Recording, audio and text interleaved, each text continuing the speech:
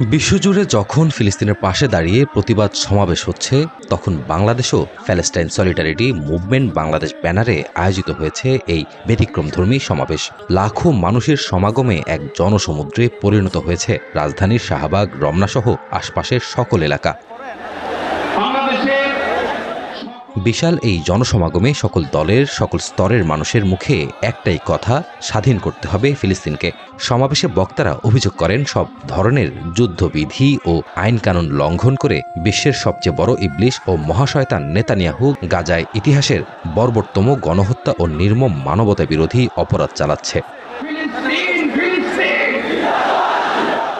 সমাবেশে ফিলিস্তিনের স্বাধীনতা ও শান্তি কামনায় মার্চ ফর গাজা কর্মসূচিতে বিশেষ মোনাজাত করা হয়। মোনাজাতে অংশ নেয়া লাখো মানুষের চোখে ছিল বুক চেরা আর্তনাদ ও কষ্টের অশ্রু। ইসরায়েলি বাহিনীর অব্যাহত হামলা, শিশু ও নারীদের মৃত্যু, ধ্বংসস্তূপে পরিণত হওয়া গাজা উপত্যকার করুণ বাস্তবতা হৃদয়ে নিয়ে মানুষ প্রার্থনা করেন শান্তির জন্য। মার্চ ফর গাজা গণসমাবেশে অংশ নেয়া আলেমেরা জানান, জনতার এই মহাসমুদ্র ফিলিস্তিন ও আল আকসার প্রতি ভালোবাসার প্রকাশ। ভৌগোলিকভাবে ফিলিস্তিন থেকে দূরে থাকলেও এই বিপুল উপস্থিতি প্রমাণ করে দেশের প্রত্যেকের হৃদয়ে বাস করে একটি করে ফিলিস্তিন।